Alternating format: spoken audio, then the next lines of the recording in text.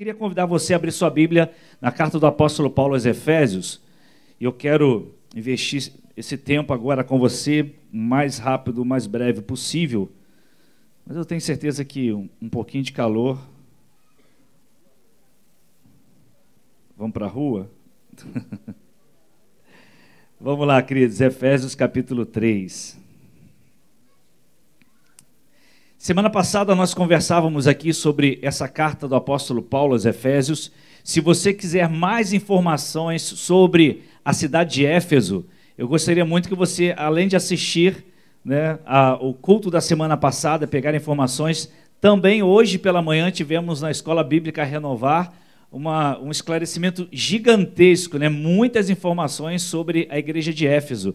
E justamente hoje foi tratado o momento em que Paulo estava na cidade de Éfeso, e o pastor Jorge nos deu informações fundamentais para a gente compreender o contexto pelo qual nós estamos lendo esse texto, qual era a situação dessa igreja, os momentos que essa igreja passava, o momento que ela passava e como que o Espírito de Deus revelou ao apóstolo Paulo algo para entregar à igreja que chegasse até nós também como igreja do Senhor Jesus. E semana passada nós falávamos sobre a nossa sobre a nossa identidade, usando os capítulos 1 e 2 de Efésios, onde realmente precisamos aprender quem somos em Cristo Jesus e aplicar isso em nossa vida. Como igreja local, princípios da igreja local, uma das coisas que nós temos que ter, justamente em nossa mente e no nosso coração, é o conhecimento, a compreensão de quem somos. Porque toda igreja local, ela começa com você. Ou seja, nós juntos, debaixo desse conhecimento, certamente podemos alcançar muitas coisas para a glória de Deus. O texto de Efésios 3, no versículo 1, diz assim, deixa eu ler só com você esse versículo, que diz: por essa razão oro, eu, Paulo, prisioneiro de Cristo Jesus, em favor de vocês, gentios. Eu não vou ler todo o texto agora, porque provavelmente nós vamos ler outros versículos aqui. Eu quero mostrar a você algo interessante nessa carta do apóstolo Paulo, e hoje o capítulo 3 de Efésios, ele aponta muito para o nosso propósito em Cristo. Nosso o quê? Nosso propósito em Cristo. Diga assim, meu propósito em Cristo. Amém. E Paulo ele deixa muito claro, nos versículos 8 e 9 do capítulo 3 de Efésios, os seus propósitos, o propósito que Jesus entregou a ele. Os versículos 8 e 9 nós vamos ler assim: embora eu seja o menor dos menores de todos os santos, foi-me concedida essa graça de anunciar aos gentios as insondáveis riquezas de Cristo e esclarecer a todos. Esclarecer a quem? A todos. A administração desse mistério, que durante as épocas passadas foi mantido oculto em Deus, que criou todas as coisas. Aqui nós lemos e podemos compreender que Paulo ele tinha dois propósitos muito claros. Primeiro, ele foi levantado por Jesus para anunciar o evangelho aos gentios. Amém? E o segundo propósito que nós podemos ver aqui é que ele seria usado por Jesus para dar instruções a todo o povo de Deus. Então Paulo apresenta de maneira bem simplória, podemos ver isso nesses dois versículos, o fato de que ele disse, eu recebi do Senhor a responsabilidade, o privilégio de levar o evangelho aos gentios e além disso também dar instruções a todo o povo de Deus. Então ele tinha de forma clara esses propósitos na sua vida. Se eu perguntasse a você agora, você que é da Igreja Renovar em Laranjal, você sabe qual é o propósito da Igreja Renovar no Laranjal?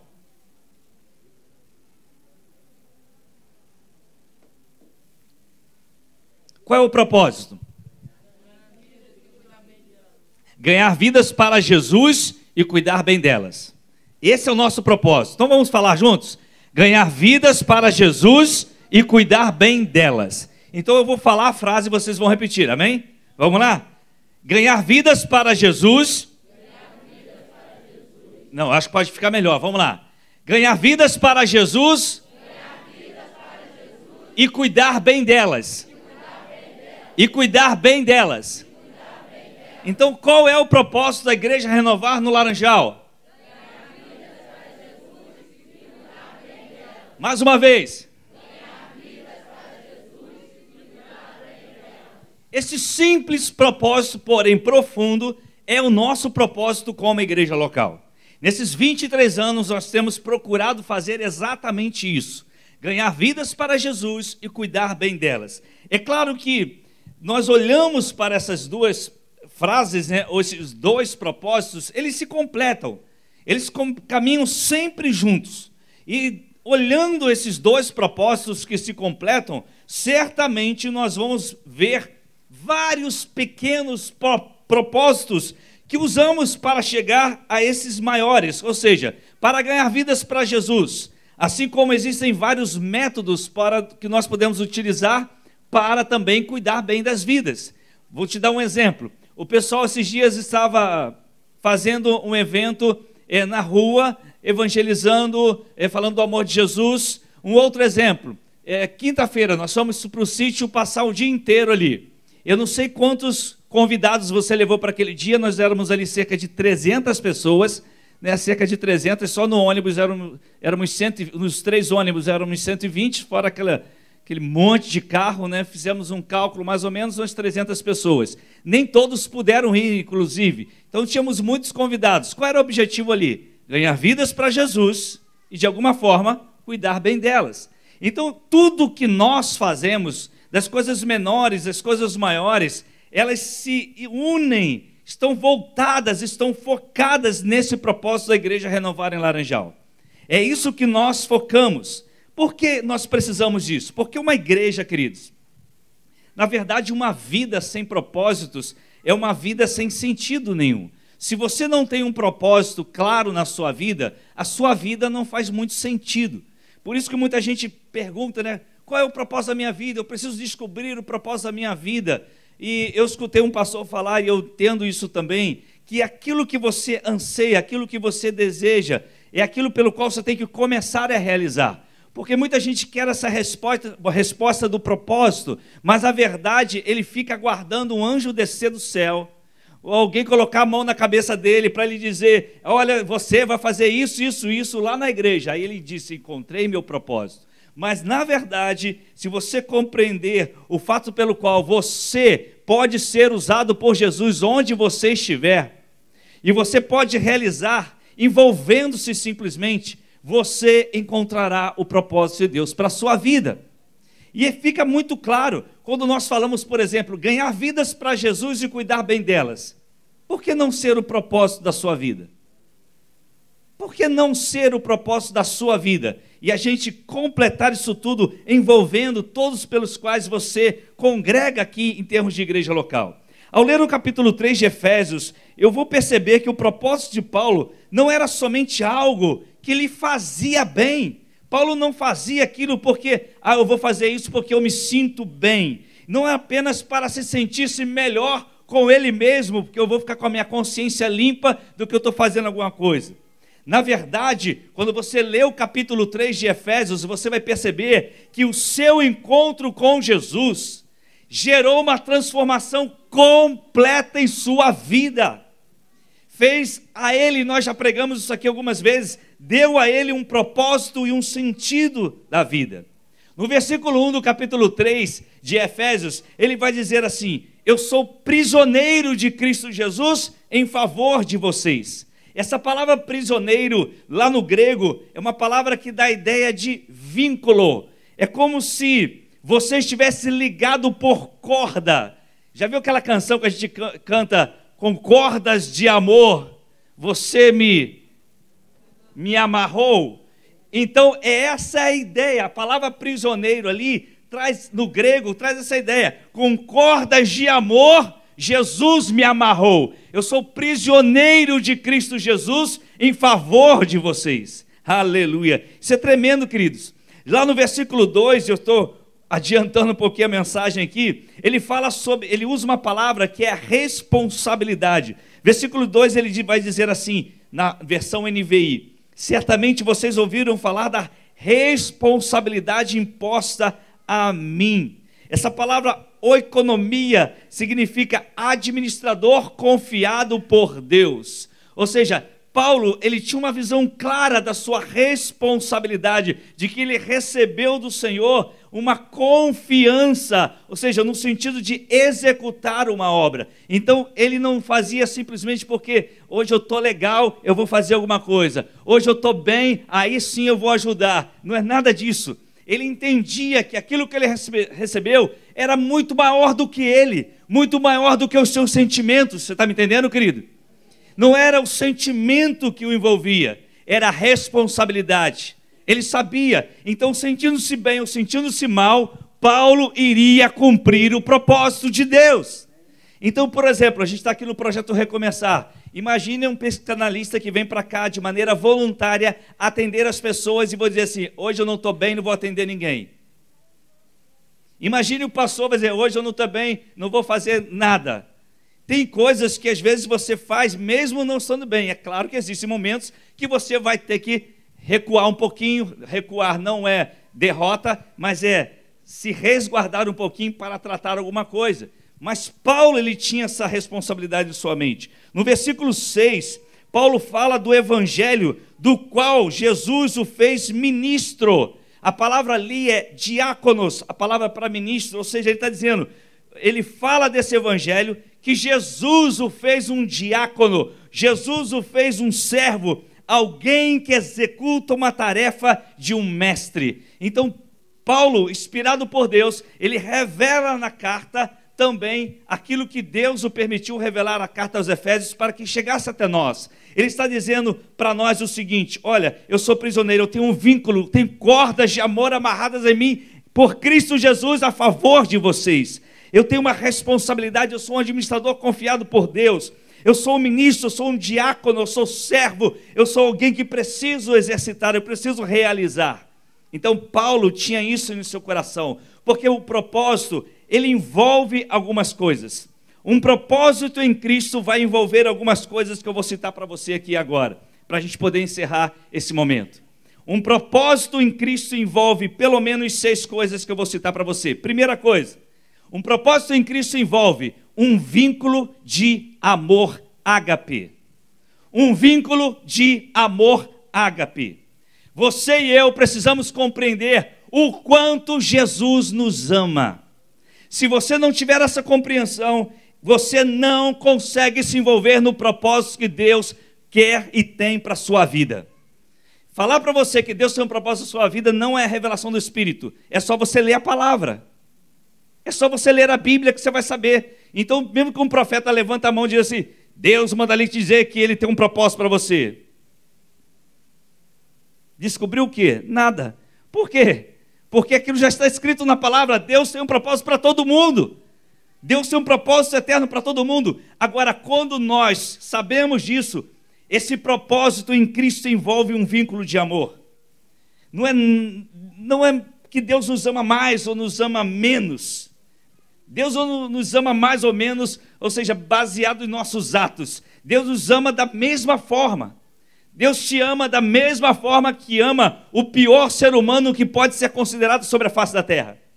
Deus ama o ser humano dessa forma. Em Romanos 5,8, a Bíblia diz que Deus deu prova do seu amor, entregando o seu Filho por nós, sendo nós ainda pecadores. Ele deu prova do seu amor para conosco, entregando o seu único Filho. Então, quando nós olhamos para um propósito, ele tem um início e ele tem uma preservação. E um vínculo de amor, ele é tanto o início como é a preservação.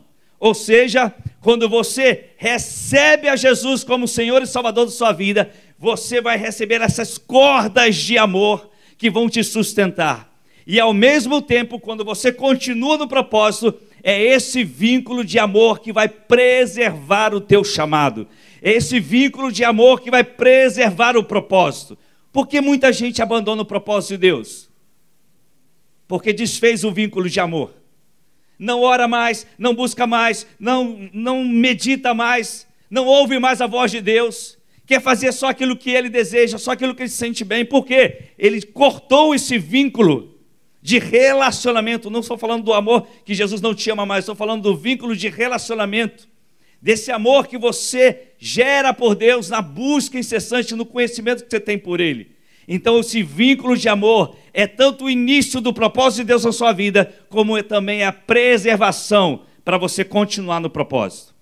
Eu quero que nessa noite, hoje, agora, nesse calor que nós estamos sentindo aqui, abençoado, imagine se nós estivéssemos lá, a gente fica olhando aquelas fotos lá dos irmãos na África, por exemplo, né? Calor de 60 graus, né? Tá todo mundo falando, meu Deus, olha só que irmãos fiéis, né? E a gente está sentindo um calor aqui, já tá todo mundo, meu Deus, termina logo esse culto, estou aguentando mais, estou passando mal. Eu vou tomar uma água para te provocar.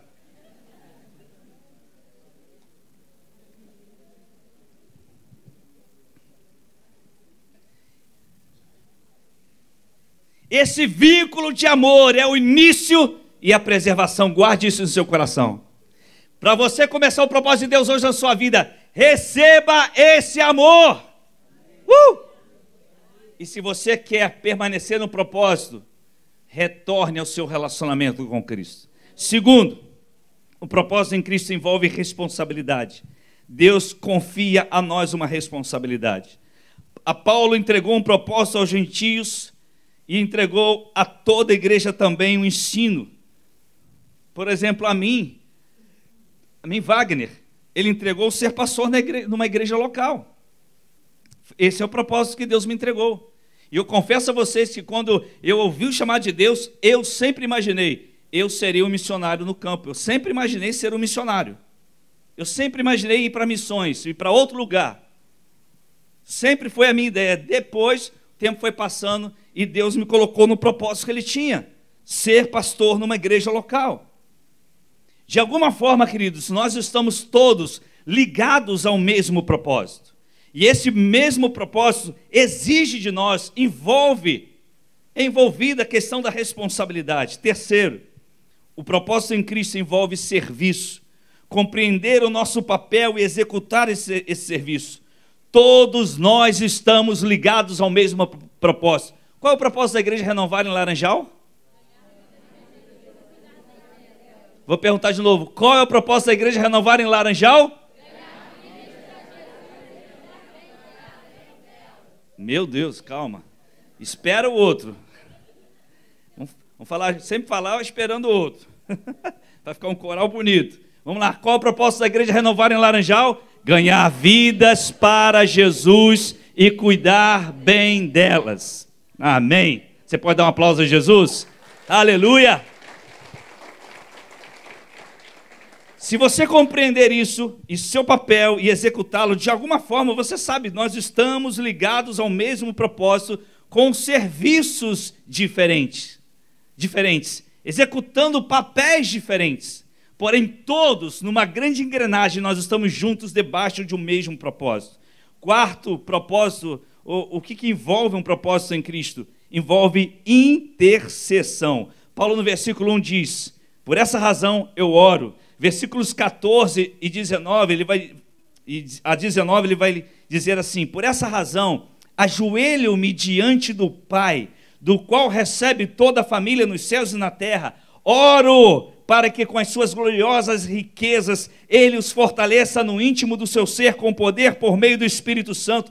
Paulo está dizendo, eu estou orando por vocês, igreja em Éfeso, para que Cristo habite no coração de vocês mediante a fé, e oro, olha só, de novo ele vai repetir, para que estando arraigados e alicerçados em amor, vocês possam juntamente com todos os santos, aleluia, compreender a largura, o comprimento, a altura, a profundidade e conhecer o amor de Cristo que excede todo entendimento, para que vocês sejam cheios de toda a plenitude de Deus. Ou seja, envolve intercessão.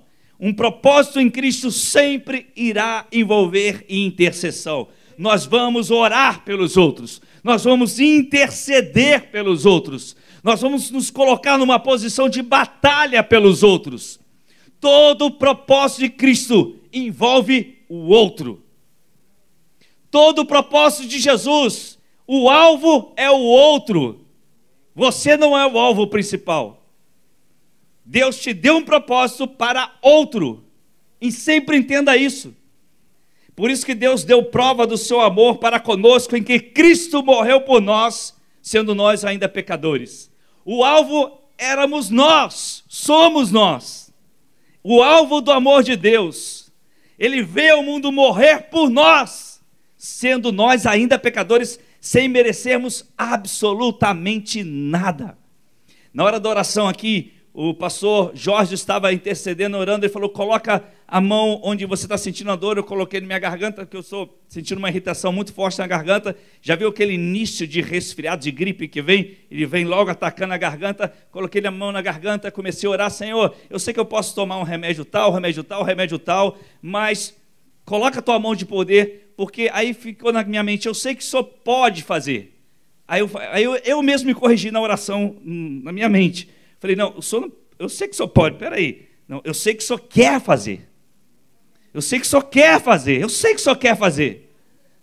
Então eu preciso crer de todo o coração. E não somente crer que, eu sei que o Senhor pode. Não, a sua palavra me ensina que o Senhor quer fazer. Todas as pessoas que chegaram a Jesus, Jesus sempre quis curar as pessoas. Ele sempre quis curar. Jesus nunca disse que não queria curar ninguém. Jesus queria. Só numa cidade de Cafarnaum ele não pôde fazer muitos milagres porque aquelas pessoas não creram. Não creram, não é porque ele não queria, porque não creram. Então nós precisamos entender, um propósito em Cristo envolve intercessão, ou seja, aponta para o outro. Quem diz que está debaixo de um propósito de Cristo e que envolve só egoísmo, só si mesmo, ele é o foco de tudo, isso não é propósito de Cristo, ok? Quinto lugar, um propósito em Cristo envolve fé. Fé. Fé para gerar o sobrenatural. O versículo 20 vai dizer assim, aquele que é capaz de fazer infinitamente mais do que tudo que pedimos ou pensamos, de acordo com o seu poder que atua em nós. Ele estava orando e já entendendo, eu sei que o meu Deus é aquele que é capaz. Eu estou orando para que aconteça isso, eu estou orando para que aconteça aquilo, eu estou orando para que aconteça isso com vocês, mas eu sei que o meu Deus é capaz de fazer infinitamente mais do que tudo que eu estou orando aqui por vocês, tudo que eu estou pedindo, tudo que eu possa pensar, de acordo com o seu poder que vai operar em nós. Se tivermos fé, queridos, nós vamos ver muitos, como já temos visto, milagres acontecer. E a gente pensa, milagre é uma coisa que as pessoas estão buscando, e você também não está querendo um milagre, não? Querer um milagre não é pecado, queridos. Querer um milagre não é pecado, meu irmão. Nós não fazemos disso um troféu. Agora é fato que todo mundo na vida precisa de um tempo de milagre. Quem nunca passou por um momento aqui, eu já vi gente que era tão fechado na questão do evangelho, por exemplo, na questão da religiosidade, até evangélico, muito fechado, eu não gosto desse negócio de oração por milagre, até que um dia eu vi essa pessoa, a filha ficar doente, numa UTI. E quando eu vi essa pessoa acompanhando a filha na UTI, a mente da pessoa foi mudada. Por quê? Porque ela pôde perceber que ele precisava de um milagre. E quando você precisa de um milagre, meu irmão, você luta até o fim. Você é capaz de fazer qualquer coisa por um milagre. Mas fazer não gera milagre. Porque Jesus, quando eu estava até orando, eu pensei nisso, falei, Senhor, eu sei que eu não mereço, eu sei que eu não sei o quê. Aí depois eu pensei, não preciso nem falar isso para Deus, a gente não merece nada. Jesus não cura você porque você merece alguma coisa. Jesus não me cura porque eu mereço alguma coisa. Jesus não vai derramar uma cura agora. Você pode estar com um câncer terrível, um estado terminal, você que está aí online com a gente, talvez uma doença incurável. Jesus não vai curar por você porque você é uma pessoa legal. Não é isso que move o coração de Deus. Mas o que vai trazer cura é o nome de Jesus. É você crer de todo o coração. É você acreditar realmente que Ele é capaz de fazer infinitamente mais do que tudo que pedimos ou pensamos, e confiar em Sua palavra. e confiar em sua vontade. E por último, um propósito em Cristo envolve adoração. Versículo 21. A Ele seja a glória na igreja e em Cristo Jesus, por todas as gerações, para todos sempre. Amém. Aleluia. Um propósito em Cristo envolve adoração, ou seja, toda glória, todo o propósito que a gente se envolve, tudo aquilo que nos envolvemos para Cristo, é para a glória dEle, para a honra dEle, para que o nome dEle seja exaltado. Não é para que o ministério A, o ministério B, o ministério do apóstolo A, o ministério do apóstolo B, o ministério do profeta, o ministério do louvor, o ministério do músico, o ministério renovar. Não! É para que o nome de Jesus seja exaltado. Que o nome dos homens caiam e o nome de Jesus seja exaltado. Que você saia daqui hoje levando em sua mente e seu coração: Jesus é que me dá um propósito, Jesus é que muda a minha história, porque o nosso propósito de ganhar vidas para Ele e cuidar bem dessas vidas envolve adoração a Ele somente, louvor a Ele somente, é a Ele somente, e nós vamos repetir isso até sempre, até sempre, até sempre. Por mais que seja repetitivo, eu já sei disso, mas eu posso dizer uma coisa a você: muita gente é muito mais provada quando é elogiada do que nas lutas. Tem gente que não pode ser elogiado. É elogiado, o egoísmo, a soberba, o orgulho, a prepotência já entra no seu coração, já se acha melhor que os outros. Quando você tem um propósito em Cristo, esse propósito em Cristo envolve adoração a Ele. É Ele que faz a obra, é Ele que realiza o querer e o efetuar, é Ele que faz tudo isso em nossa vida. Nós somos apenas instrumentos em suas mãos. Nós nos entregamos debaixo dessa unção, como Paulo disse: eu vim aqui me entregar, eu oro, eu intercedo, mas eu também adoro a Jesus. A Ele seja a glória, a Ele seja a honra por todas as gerações. Ele declara isso claramente. Jesus me chamou para ser ministro, Jesus me vocacionou a ajudar as igrejas através do ensino, mas aí ele vai terminar dizendo: mas a Ele seja a glória, a Ele seja o louvor, aleluia, glória a Deus, amém. Que você compreenda nessa noite, Jesus tem um começo para você por um propósito, e esse propósito começa com um vínculo de amor. E a preservação desse propósito continua através de um vínculo de amor. Aleluia. Vamos ficar de pé em nome de Jesus. E vamos dar um aplauso ao Senhor Jesus, mais forte que você puder.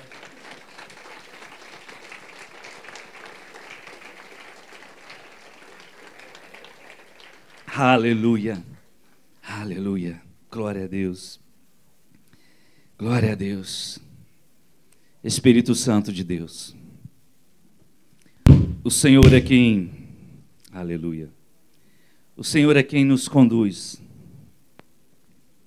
o Senhor é quem nos ensina,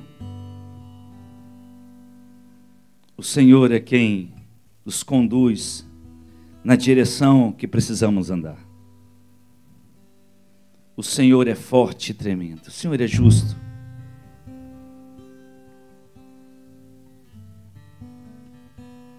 O Senhor é aquele que nos levanta quando estamos abatidos. O Senhor é que nos ensina a respeito dos propósitos.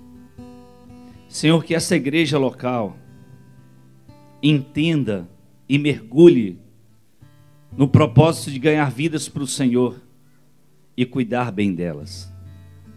Há 23 anos, como igreja local, nós lutamos por fazer isso. Não acertamos em tudo.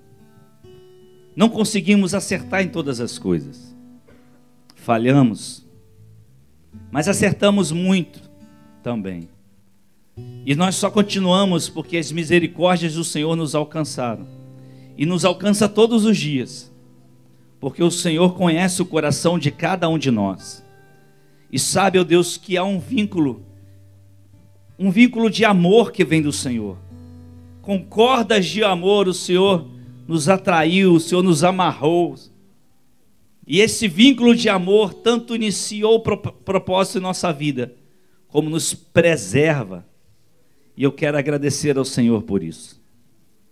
Que possamos ser despertados, possamos ser ungidos, possamos ser tocados. Espírito Santo, mova-se poderosamente em nosso meio. Em nome de Jesus. Que o Senhor possa iluminar a nossa mente e a nossa vida. Que saiamos daqui, se tem alguém nesse lugar que deixou de lado o propósito do Senhor pelo qual foi chamado, que essa seja a noite de restabelecer esse chamado. Que seja a noite de restabelecer aquilo pelo qual fomos chamados. Talvez você no seu lugar aí, querida, agora em nome de Jesus. O Espírito Santo te trouxe a esse lugar. Mesmo você que já frequente aqui há tantos anos. E talvez tenha se desvinculado desse propósito pelo qual Deus o colocou, o chamou. E alguma coisa aconteceu. Mas nessa noite, esta noite, de maneira especial, essa noite que você vai lembrar, estava muito calor lá dentro. O Senhor trouxe à memória aquilo que me dá esperança. O Senhor me chamou de volta ao propósito.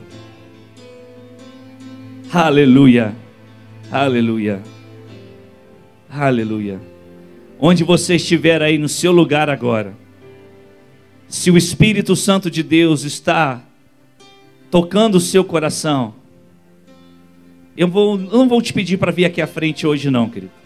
Eu só vou pedir a você que erga uma de suas mãos. Você pode ter 30 anos de igreja, você já pode ser pastor, você já pode ser bispo, você já pode ser líder de célula, você já pode ter sido líder de célula. Não sei qual é o que você vive hoje, querido, meu irmão ou minha irmã.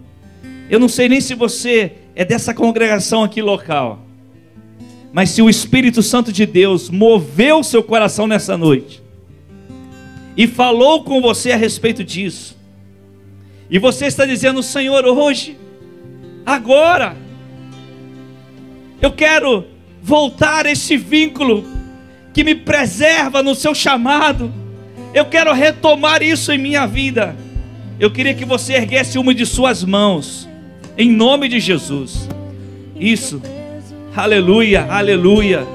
Se tiver alguém aí, líder de célula, próximo a alguém que está com a mão erguida, ore com essa pessoa, por favor. Ore com essa pessoa agora em nome de Jesus. Ore com essa pessoa em nome de Jesus. Sai do seu lugar e vai lá orar. Isso.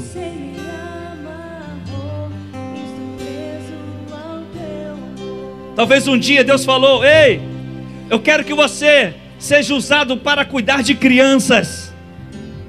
Ei, eu quero que eu vou te usar para cuidar de adolescentes. Ei, eu vou te usar para discipular muitos jovens.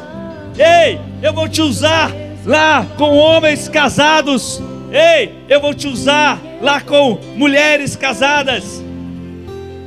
Ei, eu vou te usar para cuidar de famílias. Eu vou te usar naquele hospital. Eu vou te usar naquele presídio. Eu vou te usar naquele propósito lá naquela portaria, na recepção. Eu não sei o que Deus falou contigo um dia. Eu não sei. Mas também eu não sei o que aconteceu.